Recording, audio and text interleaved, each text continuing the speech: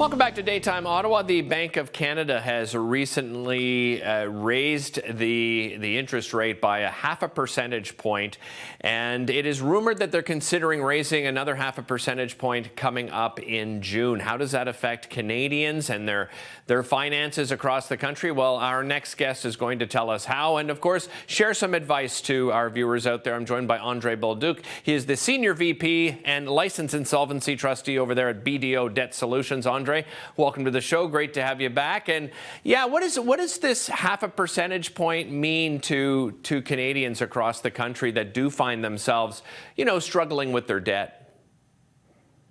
Well, what it means for Canadians is that if you're carrying debt and you have variable rate products like variable rate mortgages, home equity lines of credit, or lines of credit, the likelihood is that your payments are going to go up. So for a variable rate mortgage, you may not see an increase right away. Okay. Sometimes you just wind up paying more interest and less on the principal. But some do go up a lockstep with the increases.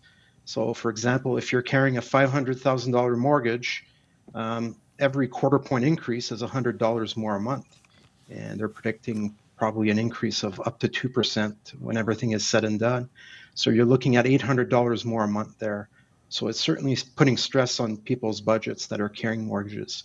Same thing for home equity lines of credit and lines of credit. The average home equity line of credit is about $150,000.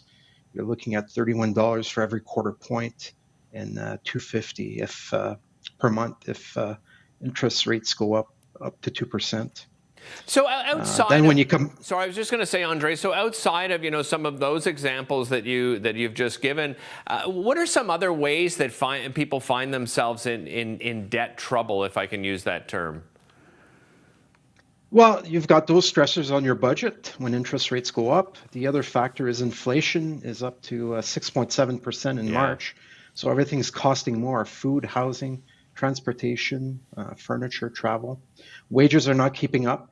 And recent reports have shown that more consumers are using more credit now, and they're not paying it down as quickly as they did during the pandemic.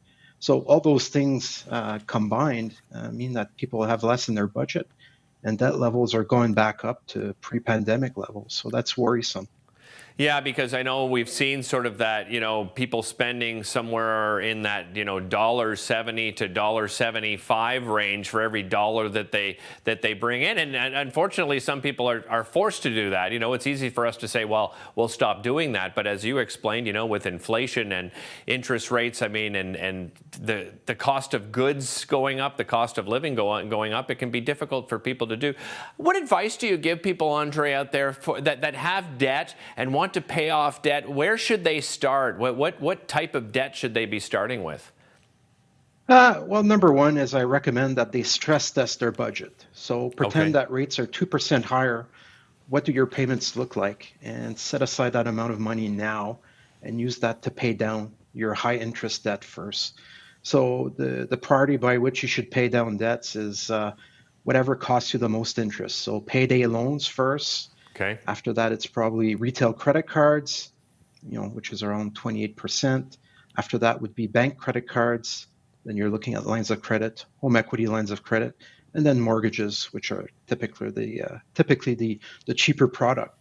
And I talk about stress testing your budget. So one, you need to live within your means, but I often tell people you also need to dig deeper and look at living below your means. Right. And, finding even more savings in your budget, because that's how you'll pay down debt and get beyond minimum payments.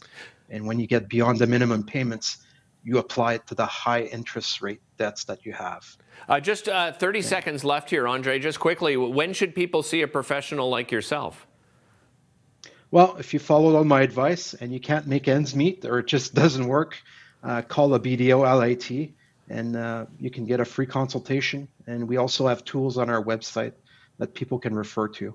But by all means, do call us if you need any help at all. It's free. Yeah, and as you said, that phone call is free. We brought up the website information, which, as you mentioned as well, is a great resource. Andre, always a pleasure having you on the show. Thanks so much for joining us. And thank you at home for joining us. Really appreciate you spending the time with us. We'll be back again tomorrow. Thanks so much for watching. We'll see you next time.